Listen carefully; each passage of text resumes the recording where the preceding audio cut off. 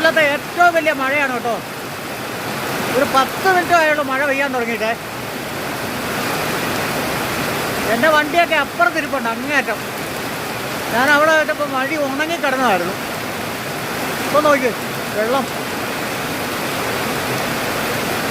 അതിശക്തമായ മഴ കട്ടപ്പനയിൽ. എല്ലാവരും സൂക്ഷിക്കുക, പെട്ടെന്നുള്ള മഴ അപകടം ഉണ്ടാക്കും.